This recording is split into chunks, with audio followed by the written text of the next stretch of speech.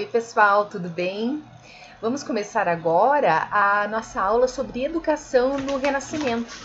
O que eu pensei para vocês é o seguinte: eu vou fazer mais de um vídeo com vídeos menores, porque eu acho que é mais fácil a gente manter a atenção assim. Então, vocês vão ver que vai ter 3 ou 4 vídeos menores, mas que eu vou colocar subtítulos. Este vídeo aqui é um vídeo de introdução. Toda semana eu vou gravar algumas videoaulas curtinhas assim para vocês, em vez de uma videoaula longa de 40 minutos, que fica mais fácil para mim com a minha internet, que também subir no YouTube, senão demora demais. E eu acho que também é uma boa no sentido da gente conseguir prestar atenção.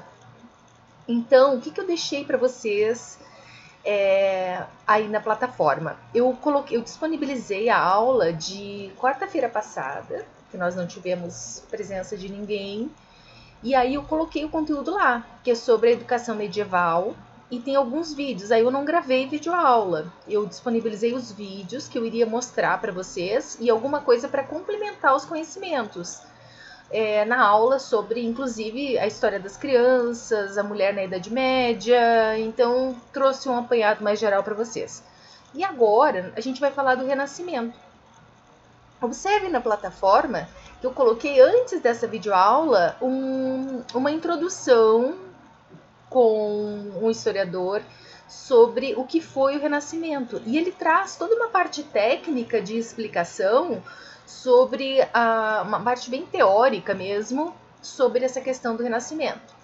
O nosso foco é a história da educação e não a história em si. Só que não dá para desvincular muito, né? É uma coisa que, para entender, a gente precisa passar por um caminho para chegar no outro. Então, o que é a ideia agora? Após a gente entender que a Idade Média não foi necessariamente uma idade das trevas e que houve sim uma produção nesse período, que por muito tempo se disse que a Idade Média não tinha produzido nada, não. Os historiadores mostram que houve sim muita produção de conhecimento, houve muitas inovações na Idade Média, surgimento das universidades e especialmente na área de educação surgiram escolas e modelos de educação que nós vimos, por exemplo, o Trivium e o Quadrivium, né, que eram disciplinas que eram estudadas durante a Idade Média e que eram a base da educação naquele momento, em que era baseada basicamente na fé. A fé acima, digamos assim, em alguns casos, acima até mesmo do conhecimento científico. No Renascimento, a ideia é trabalhar de uma forma diferente. A educação do Renascimento, ela se constitui até mesmo como uma crítica da educação na Idade Média, em relação a alguns elementos que aparecem ali. Mas, só para a gente voltar então a essa ideia de introdução. O movimento renascentista, ele envolveu uma nova sociedade e ele surge porque ele surge num momento em que a Europa toda estava mudando, tá? Já se saía daquela ideia do mundo medieval para um mundo burguês. E a vida urbana passou a ter um novo comportamento, tá? O trabalho, diversão, o tipo de moradia, a vida das pessoas foi ressignificada. E o que acontece? Não foi necessariamente somente o Renascimento um movimento de artistas, tá? Mas a sociedade estava passando a conceber a vida de uma outra maneira. E aí o que acontecia? Como o Renascimento se constituiu em vários momentos como uma crítica aos modelos medievais, ele estabeleceu uma retomada dos valores da cultura clássica greco-romana. Tá? Só que assim, eles não tinham como copiar e pegar tudo igualzinho como era em Grécia e Roma e tentar colocar ali. Por quê? Porque eram outras pessoas, era outro momento histórico, então eles reconstruíram a partir daqueles conceitos da cultura clássica, especialmente greco-romana, uma forma de interpretar essa sociedade que eles estavam vivendo, esse momento histórico que eles estavam vivendo. Surgiu na Itália, tá? Por que na Itália?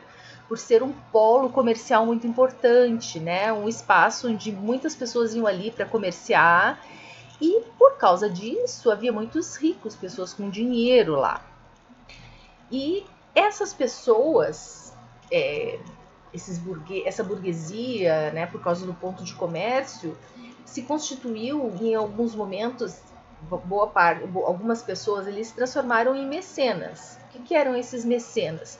Eles eram pessoas que financiavam, patrocinavam artistas, intelectuais, cientistas, porque o pensamento vigente era justamente isso, de investir numa nova concepção da cultura, uma nova concepção de mundo. E isso vinha por meio da arte, da intelectualidade, dos cientistas. Então, o que acabou acontecendo? Vários sábios bizantinos acabaram vindo também para as cidades italianas e contribuíram para o conhecimento renascentista, né? Para essa construção do Renascimento. E o Renascimento, desculpem,